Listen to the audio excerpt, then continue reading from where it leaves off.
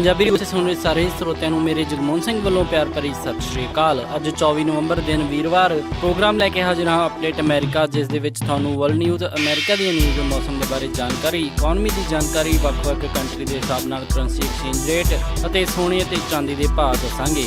ਖਬਰਾਂ ਦੀ ਸ਼ੁਰੂਆਤ ਕਰਨ ਤੋਂ ਪਹਿਲਾਂ ਧੰਨਵਾਦ ਕਰਦੇ ਹਾਂ ਆਪਣੇ ਅੱਜ ਦੇ ਸਪਾਂਸਰ ਦਾ, ਜਿਨ੍ਹਾਂ ਨੇ ਇਸ ਪ੍ਰੋਗਰਾਮ ਦੇ ਵਿੱਚ ਸਹਿਯੋਗ ਪਾਇਆ। ਅੱਜ ਦੀਆਂ ਖਬਰਾਂ ਨੂੰ ਸਪਾਂਸਰ ਕਰ ਰਹੇ ਹਨ ਖਾਲਸਾ ਇੰਸ਼ੋਰੈਂਸ ਏਜੰਸੀ ਵਾਲੇ ਸੈਨ ਹੋਜ਼ੇ ਤੋਂ, ਜੋ ਕਿ ਹਰ ਪ੍ਰਕਾਰ ਦੀ ਇੰਸ਼ੋਰੈਂਸ ਕਰਦੇ ਹਨ ਅਤੇ ਕਿਸੇ ਵੀ ਤਰ੍ਹਾਂ ਦੀ ਇੰਸ਼ੋਰੈਂਸ ਦੀ ਜਾਣਕਾਰੀ ਦੇ ਲਈ ਤੁਸੀਂ ਇਹਨਾਂ ਨੂੰ ਕਾਲ ਕਰ ਸਕਦੇ ਹੋ 408 272 2500 ਤੇ। ਇਸ ਦੇ ਨਾਲ ਸੰਤੋਖ ਸਿੰਘ ਬਾਸੀ, ਪਰਮਜੀਤ ਕੌਰ ਜੀ ਬਾਸੀ ਫਰੀਮੌਂਟ ਤੋਂ, ਮਨਜੀਤ ਸਿੰਘ ਨਰਿੰਦਰ ਕੌਰ ਕਲਾਰ ਜੀ ਕਲੋਵਿਸ ਤੋਂ ਅਤੇ ਕੁਲਵਿੰਦਰ ਕੌਰ ਜੀ। ਜੇਕਰ ਤੁਸੀਂ ਵੀ ਇਸ ਪ੍ਰੋਗਰਾਮ ਨੂੰ ਜਾਂ ਪੰਜਾਬੀ ਰੇਡੀਓ USA ਦੇ ਕਿਸੇ ਵੀ ਹੋਰ ਪ੍ਰੋਗਰਾਮ ਨੂੰ ਸਪਾਂਸਰ ਕਰਨਾ ਚਾਹੁੰਦੇ ਹੋ ਤਾਂ ਤੁਸੀਂ ਕਾਲ ਕਰ ਸਕਦੇ ਹੋ 408 722 7698 ਤੇ, ਜਾਂ ਫਿਰ ਈਮੇਲ ਕਰ ਸਕਦੇ ਹੋ। ਸਾਡਾ ਈਮੇਲ ਐਡਰੈਸ info@punjabiradiousa.com ਤੇ। ਸਾਰੇ ਸਰੋਤਿਆਂ ਨੂੰ ਥੈਂਕਸਗਿਵਿੰਗ ਦੇ ਮੌਕੇ ਤੇ ਪੰਜਾਬੀ ਰੇਡੀਓ USA ਦੀ ਸਾਰੀ ਹੀ ਟੀਮ ਵੱਲੋਂ ਬਹੁਤ-ਬਹੁਤ ਵਧਾਈ। ਤੇ ਹੁਣ ਵਧਦੇ ਹਾਂ ਜੀ ਅੱਜ ਦੀਆਂ ਖਬਰਾਂ ਦੇ ਵੱਲ।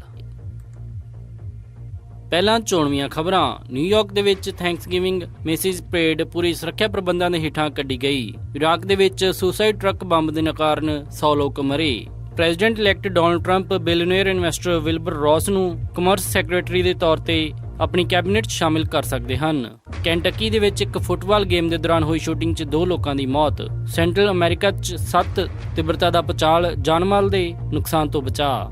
ਕੈਲੀਫੋਰਨੀਆ ਦੇ ਵਿੱਚ ਇੱਕ ਗਾਇਬ ਹੋਈ ਵੂਮਨ ਸੁਰੱਖਿਅਤ ਮਿਲੀ। ਨਾਰਥ ਵਰਸੇਲਸ ਦੇ ਵਿੱਚ ਇੱਕ ਕਾਰ ਕ੍ਰੈਸ਼ 'ਚ 3 ਲੋਕ ਮਰੇ ਅਤੇ 5 ਜ਼ਖਮੀ। ਹੁਣ ਖਬਰਾਂ ਵਿਸਥਾਰ ਦੇ ਨਾਲ। ਦੇਸ਼ ਭਰ ਦੇ ਵਿੱਚ ਅੱਜ ਥੈਂਕਸਗਿਵਿੰਗ ਬੜੇ ਉਤਸ਼ਾਹ ਦੇ ਨਾਲ ਮਨਾਈ ਜਾ ਰਹੀ ਹੈ।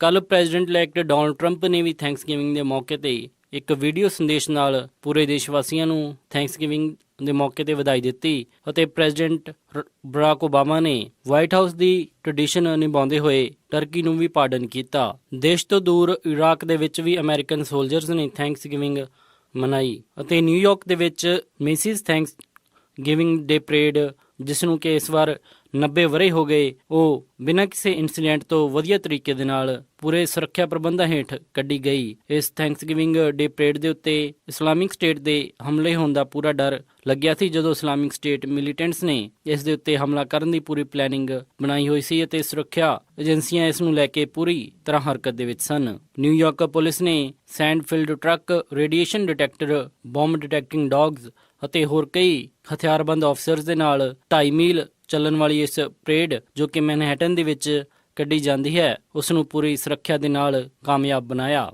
ਆ ਰਹੀਆਂ ਖਬਰਾਂ ਦੇ ਮੁਤਾਬਿਕ ਤਕਰੀਬਨ 3.5 ਮਿਲੀਅਨ ਲੋਕਾਂ ਨੇ ਇਸ ਐਨੂਅਲ ਪਰੇਡ ਦੇ ਵਿੱਚ ਹਿੱਸਾ ਲਿਆ। ਨਿਊਯਾਰਕ ਪੁਲਿਸ ਡਿਪਾਰਟਮੈਂਟ ਦੇ ਸਪੋਕਸਮੈਨ ਨੇ ਕਿਹਾ ਹੈ ਕਿ ਇਸ ਪਰੇਡ ਦੇ ਦੌਰਾਨ ਨਾ ਹੀ ਕੋਈ ਅਰੈਸਟ, ਨਾ ਕੋਈ ਡਿਸਟਰਬੈਂਸ ਦੀ ਖਬਰ ਆਈ ਹੈ। ਉਹਨਾਂ ਨੇ ਕਿਹਾ ਕਿ ਇਸਲਾਮਿਕ ਸਟੇਟ ਤੋਂ ਆ ਰਹੇ ਥ੍ਰੈਟ ਤੋਂ ਬਾਅਦ ਦੇ ਵਿੱਚ 82 ਸੈਂਡ ਟਰੱਕਸ ਉੱਥੇ ਲਾਏ ਗਏ ਸਨ ਅਤੇ ਹੋਰ ਵੀ ਸੁਰੱਖਿਆ ਦਾ ਪੂਰਾ ਪ੍ਰਬੰਧ ਕੀਤਾ ਗਿਆ ਸੀ। ਇਹ ਸੈਂਡ ਟਰੱਕ ਸਟਰੀਟਸ ਦੇ ਉੱਤੇ ਇਸ ਲਈ ਲਾਏ ਗਏ ਸਨ ਤਾਂ ਕਿ ਇਸ ਪਰੇਡ ਦੇ ਦੌਰਾਨ ਕੋਈ ਭਾਰੀ ਵਹੀਕਲ ਲੈ ਕੇ ਇਸ ਦੇ ਵਿੱਚ ਨਾ ਵੜ ਸਕੇ ਤੇ ਉੱਥੇ ਨੁਕਸਾਨ ਨਾ ਕਰ ਸਕੇ। ਪਿਛਲੇ ਸਾਲ ਪੈਰਿਸ ਦੇ ਵਿੱਚ ਇੱਕ ਇਵੈਂਟ ਦੇ ਮੌਕੇ ਤੇ ਇਸੇ ਤਰ੍ਹਾਂ ਦੀ ਇੱਕ ਹੋਰੀ ਪਰੇਡ ਦੇ ਵਿੱਚ ਇੱਕ ਟਰੱਕ ਲੈ ਕੇ ਵੜ ਗਿਆ ਸੀ ਅਤੇ ਉੱਥੇ ਉਸਨੇ ਕਾਫੀ ਜ਼ਿਆਦਾ ਨੁਕਸਾਨ ਕੀਤਾ ਸੀ। ਸੋ ਇਸ ਨੂੰ ਦੇਖਦੇ ਹੋਏ ਨਿਊਯਾਰਕ ਪੁਲਿਸ ਨੇ ਪਹਿਲਾਂ ਹੀ ਪੂਰੇ ਸੁਰੱਖਿਆ ਪ੍ਰਬੰਧ ਪੂਰੇ ਕੀਤੇ ਸਨ। ਇਰਾਕ ਤੋਂ ਆਈ ਖਬਰ ਦੇ ਮੁਤਾਬਿਕ ਇੱਕ ਸੁਸਾਈਡ ਟਰੱਕ ਬੰਬ ਦੇ ਕਾਰਨ 100 ਲੋਕਾਂ ਦੀ ਮੌਤ ਹੋ ਗਈ ਹੈ। ਦੱਸਿਆ ਜਾਂਦਾ ਹੈ ਕਿ ਮਰਨ ਵਾਲਿਆਂ ਦੇ ਵਿੱਚ ਜ਼ਿਆਦਾਤਰ ਈਰਾਨ ਦੇ ਪਿਲਗ੍ਰਿਮ ਸਨ, ਜੋ ਕਿ ਉਸ ਜਗ੍ਹਾ ਦੇ ਉੱਤੇ ਆਏ ਹੋਏ ਸਨ। ਬਗਦਾਦ ਤੋਂ ਤਕਰੀਬਨ 100 ਕਿਲੋਮੀਟਰ ਦੀ ਦੂਰੀ ਤੇ ਹਿਲਾ ਸ਼ਹਿਰ ਦੇ ਵਿੱਚ ਇੱਕ ਪੈਟਰੋਲ ਪੰਪ ਸਟੇਸ਼ਨ ਦੇ ਉੱਤੇ ਇਹ ਹਾਦਸਾ ਹੋਇਆ। ਇਸ ਹਮਲੇ ਦਾ ਸੰਬੰਧ ਆਈਸਿਸ ਦੇ ਨਾਲ ਹੀ ਦੱਸਿਆ ਜਾਂਦਾ ਹੈ। ਦੱਸਿਆ ਜਾਂਦਾ ਹੈ ਕਿ ਸ਼ਰਧਾਲੂ ਇਰਾਕ ਦੇ ਪਵਿੱਤਰ ਸ਼ਹਿਰ ਕਰਬਾਲਾ ਤੋਂ ਈਰਾਨ ਵਾਪਸ ਜਾ ਰਹੇ ਸਨ ਜਦੋਂ ਇਹ ਹਾਦਸਾ ਹੋਇਆ। ਇਸ ਗੈਸ ਸਟੇਸ਼ਨ ਤੇ ਇੱਕ ਬਹੁਤ ਹੀ ਮਸ਼ਹੂਰ ਇਲਾਕੇ ਦਾ ਰੈਸਟੋਰੈਂਟ ਸੀ, ਜਿੱਥੇ 5 ਸ਼ਰਧਾਲੂਆਂ ਦੀਆਂ ਬੱਸਾਂ ਉੱਥੇ ਰੁਕੀਆਂ ਹੋਈਆਂ ਸਨ ਅਤੇ ਉਸ ਸਮੇਂ ਇੱਥੇ ਇਹ ਬਲਾਸਟ ਕੀਤਾ ਗਿਆ। ਇਰਾਕ ਦੇ ਫੋਰਨ ਮਿਨਿਸਟਰ ਨੇ ਇਸ ਹਮਲੇ ਦੀ ਨਿੰਦਾ ਕੀਤੀ ਹੈ ਅਤੇ ਮਰਨ ਵਾਲਿਆਂ ਦੇ ਨਾਲ ਅਤੇ ਉਹਨਾਂ ਦੇ ਪਰਿਵਾਰਾਂ ਦੇ ਨਾਲ ਆਪਣਾ ਦੁੱਖ ਸਾਂਝਾ ਕੀਤਾ ਹੈ। US ਸਟੇਟ ਡਿਪਾਰਟਮੈਂਟ ਦੇ ਸਪੋਕਸਮੈਨ ਜੌਨ ਕਿਰਬੀ ਨੇ ਕਿਹਾ ਕਿ ਡਿਪਾਰਟਮੈਂਟ ਪੂਰੀ ਤਰੀਕੇ ਦੇ ਨਾਲ ਇਰਾਕ ਦੇ ਅਧਿਕਾਰੀਆਂ ਦੇ ਨਾਲ ਇਸ ਮਾਮਲੇ ਦੇ ਉੱਤੇ ਗੱਲਬਾਤ ਕਰ ਰਿਹਾ ਹੈ ਤੇ ਨਿਗਾਹ ਰੱਖ ਰਿਹਾ ਹੈ। President elect Donald Trump billionaire investor Wilbur Ross ਨੂੰ ਆਪਣਾ ਕਮਰਸ ਸੈਕਟਰੀ ਬਣਾ ਸਕਦੇ ਹਨ। ਬਿਲੀਅਨਰ ਇਨਵੈਸਟਰ ਵਿਲਬਰ ਰੌਸ ਨੂੰ ਬੈਂਕਰਪਸੀ ਦਾ ਕਿੰਗ ਵੀ ਕਿਹਾ ਜਾਂਦਾ ਹੈ। ਦੱਸਿਆ ਜਾਂਦਾ ਹੈ ਕਿ ਉਹ ਜ਼ਿਆਦਾਤਰ ਡੁੱਬੀਆਂ ਹੋਈਆਂ ਕੰਪਨੀਆਂ ਨੂੰ ਖਰੀਦ ਲੈਂਦੇ ਹਨ ਅਤੇ ਉਹਨਾਂ ਦੇ ਵਿੱਚ ਉਹ ਪ੍ਰੋਫਿਟ ਕਮਾਉਣ ਦਾ ਸਾਧਨ ਦੇਖਦੇ ਹਨ। ਦੱਸਿਆ ਇਹ ਵੀ ਜਾਂਦਾ ਹੈ ਕਿ ਵਿਲਬਰ ਰੌਸ ਨੇ ਡੋਨਲਡ ਟਰੰਪ ਦੇ ਕੈਂਪੇਨ ਦਾ ਇਕਨੋਮਿਕ ਏਜੰਡਾ ਬਣਾਉਣ ਦੇ ਵਿੱਚ ਕਾਫੀ ਮਦਦ ਕੀਤੀ ਸੀ ਅਤੇ ਇੱਕ ਤਰੀਕੇ ਦੇ ਨਾਲ ਉਹਨਾਂ ਨੇ ਹੀ ਡੋਨਲਡ ਟਰੰਪ ਦੇ ਇਕਨੋਮਿਕ ਏਜੰਡੇ ਨੂੰ ਪੂਰੀ ਰੂਪਰੇਖਾ ਪ੍ਰਦਾਨ ਕੀਤੀ ਸੀ, ਜਿਨ੍ਹਾਂ ਦੇ ਵਿੱਚ ਕਿ ਕੋਈ ਵੀ ਫ੍ਰੀ ਟ੍ਰੇਡ ਐਗਰੀਮੈਂਟਸ ਨੂੰ ਵਿਡਰਾਅ ਕਰਨਾ ਜਾਂ ਫਿਰ ਇੰਟਰਨੈਸ਼ਨਲ ਲੈਵਲ ਦੇ ਉੱਤੇ ਹੋਰ ਕਈ ਸੰਧੀਆਂ ਨੂੰ ਤੋੜਨਾ ਜਾਂ ਬਣਾਉਣਾ ਹੋਵੇ। ਡੋਨਲਡ ਟਰੰਪ ਪਹਿਲਾਂ ਹੀ ਇੱਕ ਵੀਡੀਓ ਸੰਦੇਸ਼ ਦੇ ਵਿੱਚ ਕਹਿ ਚੁੱਕੇ ਹਨ ਕਿ ਉਹਨਾਂ ਦਾ ਜ਼ਿਆਦਾਤਰ ਫੋਕਸ ਅਮਰੀਕਾ ਦੇ ਵਿੱਚ ਜੌਬ ਕ੍ਰੀਏਟ ਕਰਨਾ ਹੋਵੇਗਾ ਅਤੇ ਉਹ ਏਸ਼ੀਅਨ ਟ੍ਰੇਡ ਡੀਲ ਜਾਂ ਫਿਰ ਕੋਈ ਹੋਰ ਨਾਫਟਾ ਵਰਗੀਆਂ ਡੀਲਸ ਨੂੰ ਖਤਮ ਕਰਨ ਦੇ ਲਈ ਸਭ ਤੋਂ ਪਹਿਲਾਂ ਕਦਮ ਚੁੱਕਣਗੇ। ਡੋਨਲਡ ਟਰੰਪ ਨੇ ਕਿਹਾ ਕਿ ਰੌਸ ਨੇ ਆਪਣਾ ਪੂਰਾ ਐਮਪਾਇਰ ਖਤਮ ਹੋਈਆਂ ਕੰਪਨੀਆਂ ਨੂੰ ਫਾਇਦੇ 'ਚ ਲਿਆ ਕੇ ਬਾਅਦ ਦੇ ਵਿੱਚ ਬਿਲੀਅਨ ਡਾਲਰਸ ਕਮਾਏ ਹਨ ਅਤੇ ਉਹ ਹੁਣ ਅਮਰੀਕਾ ਨੂੰ ਵੀ ਇੱਕ ਚੰਗੇ ਰਾਹ ਦੇ ਵੱਲ ਲੈ ਕੇ ਜਾਣਗੇ। ਕੈਂਟਕੀ ਦੇ ਵਿੱਚ ਇੱਕ ਫੁੱਟਬਾਲ ਗੇਮ ਦੌਰਾਨ ਹੋਈ ਸ਼ੂਟਿੰਗ ਦੇ ਵਿੱਚ 2 ਲੋਕਾਂ ਦੀ ਮੌਤ ਹੋ ਗਈ। ਦੱਸਿਆ ਜਾਂਦਾ ਹੈ ਕਿ ਥੈਂਕਸਗਿਵਿੰਗ ਡੇ ਦੇ ਮੌਕੇ ਦੇ ਉੱਤੇ ਕੈਂਟਕੀ ਦੇ ਵਿੱਚ ਇੱਕ ਫੁੱਟਬਾਲ ਗੇਮ ਕਰਵਾਈ ਜਾ ਰਹੀ ਸੀ, ਜਿਸ ਦੇ ਵਿੱਚ ਇਹ ਸ਼ੂਟਿੰਗ ਦੀ ਘਟਨਾ ਵਾਪਰੀ। ਲੂਇਸਵਿਲੇ ਮੈਟਰੋ ਪੁਲਿਸ ਨੇ ਦੱਸਿਆ ਕਿ ਇਸ ਪੂਰੀ ਘਟਨਾ ਦੇ ਵਿੱਚ 2 ਲੋਕ ਮਾਰੇ ਗਏ ਅਤੇ 4 ਜ਼ਖਮੀ ਹੋਏ। ਇਹ ਘਟਨਾ ਕੈਂਟਕੀ ਦੇ ਲੋਕਲ ਸਮੇਂ ਦੁਪਹਿਰ 2 ਵਜੇ ਦੇ ਤਕਰੀਬਨ ਹੋਈ। ਜਿਸ ਸਮੇਂ ਇਹ ਸ਼ੂਟਿੰਗ ਦੀ ਘਟਨਾ ਹੋਈ ਉਸੇ ਜਗ੍ਹਾ ਦੇ ਉੱਤੇ ਸਿਟੀ ਦੇ ਮੇਅਰ ਵੀ ਮੌਜੂਦ ਸਨ ਅਤੇ ਉਹਨਾਂ ਨੂੰ ਸੁਰੱਖਿਅਤ ਉਸ ਜਗ੍ਹਾ ਤੋਂ ਵਾਪਸ ਲੈ ਕੇ ਜਾਇਆ ਗਿਆ। FBI, ਬਿਊਰੋ ਆਫ ਅਲਕੋਹਲ, ਤੰਬਾਕੂ, ਫਾਇਰ ਆਰਮਜ਼ ਅਤੇ ਐਕਸਪਲੋਸਿਵ ਬਿਊਰੋ ਇਸ ਪੂਰੇ ਮਾਮਲੇ ਦੀ ਜਾਂਚ ਦੇ ਵਿੱਚ ਜੁਟ ਗਏ ਹਨ। ਦੱਸਿਆ ਜਾਂਦਾ ਹੈ ਕਿ ਗੋਲੀ ਚਲਾਉਣ ਵਾਲਾ ਬੰਦਾ ਉਸ ਜਗ੍ਹਾ ਤੋਂ ਫਰਾਰ ਹੋ ਗਿਆ ਅਤੇ ਉਸ ਦਾ ਮੋਟਿਵ ਵੀ ਸਾਫ਼ ਨਹੀਂ ਹੋ ਸਕਿਆ। ਪੁਲਿਸ ਅਧਿਕਾਰੀਆਂ ਨੇ ਦੱਸਿਆ ਕਿ ਜ਼ਖਮੀ ਹੋਏ ਲੋਕਾਂ ਨੂੰ ਹਸਪਤਾਲ ਦੇ ਵਿੱਚ ਭਰਤੀ ਕਰਵਾ ਦਿੱਤਾ ਗਿਆ ਹੈ, ਪਰ ਉਹਨਾਂ ਦੀ ਹਾਲਤ ਹਜੇ ਤੱਕ ਕੀ ਹੈ ਇਸ ਦੇ ਬਾਰੇ ਉਹ ਕੋਈ ਬਿਆਨ ਨਹੀਂ ਦੇ ਸਕਦੇ। ਪਰ ਉਹਨਾਂ ਨੇ ਇਹ ਕਿਹਾ ਕਿ ਉਹਨਾਂ ਦੀ ਜਾਨ ਨੂੰ ਕੋਈ ਵੀ ਖਤਰਾ ਨਹੀਂ ਹੈ। 2016 ਦੇ ਵਿੱਚ ਕੈਂਟਕੀ ਦੇ ਲੂਇਸਵਿਲੇ ਦੇ ਵਿੱਚ 106 ਹੋਮਿਸਾਈਡ ਹੋ ਚੁੱਕੇ ਹਨ। ਇਸ ਤੋਂ ਪਹਿਲਾਂ 1971 ਦੇ ਵਿੱਚ ਸਭ ਤੋਂ ਜ਼ਿਆਦਾ ਇੱਕ ਸਾਲ ਦੇ ਅੰਦਰ ਹੋਮਿਸਾਈਡ ਰਿਕਾਰਡ ਕੀਤੇ ਗਏ ਸਨ, ਜਦੋਂ ਕਿ 110 ਉਸ ਸਾਲ ਦੇ ਵਿੱਚ ਹੋਮਿਸਾਈਡ ਹੋਏ ਸਨ। ਸੈਂਟਰਲ ਅਮਰੀਕਾ ਦੇ ਵਿੱਚ 7 ਮੈਗਨੀਚਿਊਡ ਦਾ ਭੂਚਾਲ ਆਇਆ, ਜਿਸ ਦੇ ਕਰਕੇ ਕੋਸਟਾ ਰੀਕਾ, ਨਿਕਾਰਾਗੁਆ ਦੇ ਵਿੱਚ ਕਾਫੀ ਝਟਕੇ ਮਹਿਸੂਸ ਕੀਤੇ ਗਏ, ਪਰ ਹਜੇ ਤੱਕ ਕਿਸੇ ਵੀ ਤਰ੍ਹਾਂ ਦੀ ਕਿਸੇ ਨੁਕਸਾਨ ਦੀ ਖਬਰ ਉੱਥੋਂ ਸਾਹਮਣੇ ਨਹੀਂ ਆਈ ਹੈ। ਐਲ ਸੈਲਵਾਡੋਰ ਦੇ ਵਿੱਚ ਐਮਰਜੈਂਸੀ ਸਰਵਿਸਿਜ਼ ਨੇ ਦੱਸਿਆ ਕਿ ਨੈਸ਼ਨਲ ਲੈਵਲ ਦੇ ਉੱਤੇ ਕਿਸੇ ਵੀ ਤਰ੍ਹਾਂ ਦੇ ਕੋਈ ਜਾਨਮਾਲ ਦੇ ਨੁਕਸਾਨ ਦੀ ਖਬਰ ਨਹੀਂ ਆਈ, ਪਰ 7 ਮੈਗਨੀਚਿਊਡ ਦਾ ਇਹ ਭੂਚਾਲ ਉਸ ਇਲਾਕੇ ਦੇ ਵਿੱਚ ਮਹਿਸੂਸ ਕੀਤਾ ਗਿਆ ਅਤੇ ਪੂਰੇ ਸੈਂਟਰਲ ਅਮਰੀਕਾ ਨੂੰ ਇਸਨੇ ਹਿਲਾ ਕੇ ਰੱਖ ਦਿੱਤਾ। ਭੂਚਾਲ ਦਾ ਕੇਂਦਰ ਐਲ ਸੈਲਵਾਡੋਰ ਤੋਂ 150 ਕਿਲੋਮੀਟਰ ਦੀ ਦੂਰੀ ਦੇ ਉੱਤੇ ਮੰਨਿਆ ਜਾ ਰਿਹਾ ਹੈ।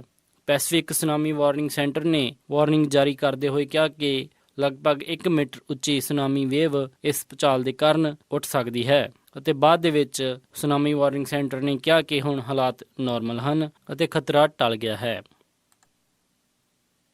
ਕੈਲੀਫੋਰਨੀਆ ਦੇ ਵਿੱਚ ਰੈਡਿੰਗ ਇਲਾਕੇ ਦੇ ਵਿੱਚ ਕੁਝ ਦਿਨ ਗਾਇਬ ਹੋਈ ਔਰਤ ਸ਼ਰੇਨੀ ਪੈਪੀਨੀ, ਜੋ ਕਿ 2 ਨਵੰਬਰ ਤੋਂ ਗਾਇਬ ਸੀ, ਉਸ ਨੂੰ ਸ਼ਾਸਤਾ ਕਾਉਂਟੀ ਦੇ ਸ਼ੈਰਿਫਸ ਨੇ ਸੁਰੱਖਿਅਤ ਲੱਭ ਲਿਆ ਹੈ।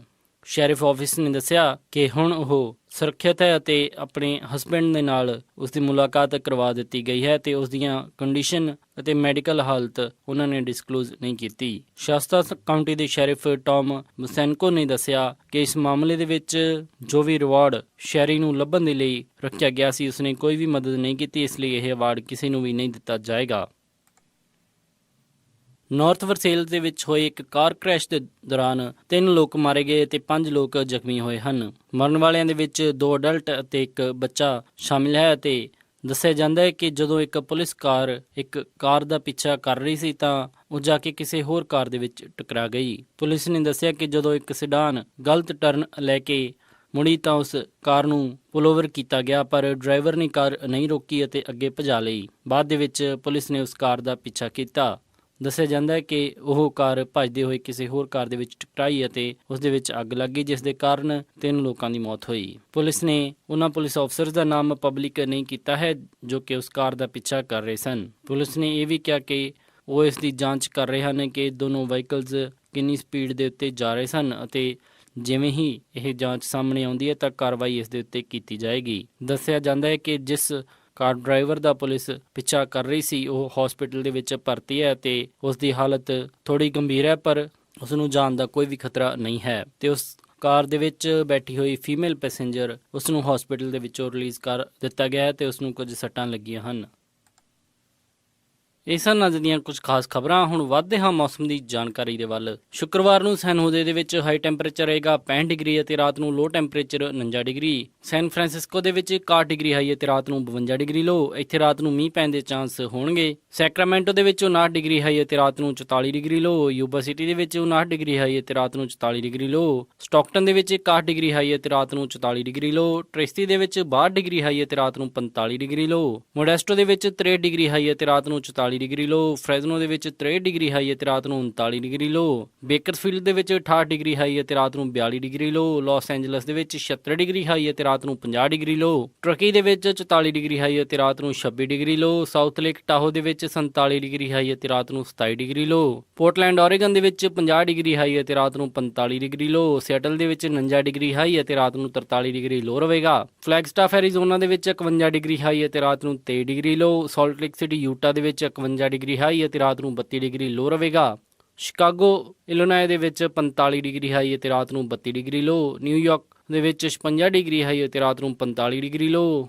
ਟੋਰਾਂਟੋ ਕੈਨੇਡਾ ਦੇ ਵਿੱਚ 7 ਡਿਗਰੀ ਸੈਲਸੀਅਸ ਹਾਈ ਅਤੇ ਰਾਤ ਨੂੰ 1 ਡਿਗਰੀ ਸੈਲਸੀਅਸ ਲੋ ਰਹੇਗਾ। ਵਿਨੀਪੈਗ ਦੇ ਵਿੱਚ 5 ਡਿਗਰੀ ਸੈਲਸੀਅਸ ਹਾਈ ਅਤੇ ਰਾਤ ਨੂੰ -4 ਡਿਗਰੀ ਸੈਲਸੀਅਸ ਲੋ ਰਹੇਗਾ। ਕੈਲਗਰੀ ਦੇ ਵਿੱਚ 8 ਡਿਗਰੀ ਸੈਲਸੀਅਸ ਹਾਈ ਅਤੇ ਰਾਤ ਨੂੰ -7 ਡਿਗਰੀ ਲੋ। ਵੈਨਕੂਵਰ ਦੇ ਵਿੱਚ 9 ਡਿਗਰੀ ਸੈਲਸੀਅਸ ਹਾਈ ਅਤੇ ਰਾਤ ਨੂੰ 5 ਡਿਗਰੀ ਸੈਲਸੀਅਸ ਲੋ। ਪੰਜਾਬ ਅੰਮ੍ਰਿਤਸਰ ਦੇ ਵਿੱਚ 27 ਡਿਗਰੀ ਸੈਲਸੀਅਸ ਹਾਈ ਅਤੇ ਰਾਤ ਨੂੰ 10 ਡਿਗਰੀ ਸੈਲਸੀਅਸ ਲੋ ਰਹੇਗਾ। ਮੈਲਬਰਨ ਆਸਟ੍ਰੇਲੀਆ ਦੇ ਵਿੱਚ 17 ਡਿਗਰੀ ਸੈਲਸੀਅਸ ਹਾਈ ਅਤੇ ਰਾਤ ਨੂੰ 10 ਡਿਗਰੀ ਸੈਲਸੀਅਸ ਲੋ। ਲੰਡਨ ਦੇ ਵਿੱਚ 10 ਡਿਗਰੀ ਸੈਲਸੀਅਸ ਹਾਈ ਅਤੇ ਰਾਤ ਨੂੰ 4 ਡਿਗਰੀ ਸੈਲਸੀਅਸ ਲੋ। ਬਰਲਿਨ ਜਰਮਨੀ ਦੇ ਵਿੱਚ 6 ਡਿਗਰੀ ਸੈਲਸੀਅਸ ਹਾਈ ਅਤੇ ਰਾਤ ਨੂੰ 0 ਡਿਗਰੀ ਸੈਲਸੀਅਸ ਲੋ ਰਹੇਗਾ ਅਤੇ ਫਰਾਂਸ ਪੈਰਿਸ ਦੇ ਵਿੱਚ 12 ਡਿਗਰੀ ਸੈਲਸੀਅਸ ਹਾਈ ਅਤੇ ਰਾਤ ਨੂੰ 7 ਡਿਗਰੀ ਸੈਲਸੀਅਸ ਲੋ ਰਹੇਗਾ। ਅੱਜ ਥੈਂਕਸਗਿਵਿੰਗ ਦੇ ਕਾਰਨ ਮਾਰਕੀਟ ਕਲੋਜ਼ ਰਹੀ। ਸਟਾਕ ਮਾਰਕੀਟ ਦੀ ਅਗਲੀ ਅਪਡੇਟ ਮਾਰਕੀਟ ਓਪਨ ਹੋਣ ਤੇ ਦਿੱਤੀ ਜਾਏਗੀ। ਇਸੇ ਦੇ ਨਾਲ ਅੱਜ ਦਾ ਇਹ ਖਬਰਾਂ ਦਾ ਬੁਲੇਟਿਨ ਇੱਥੇ ਹੀ ਸਮਾਪਤ ਕਰਦੇ ਹਾਂ। ਇਜਾਜ਼ਤ ਦਿਓ।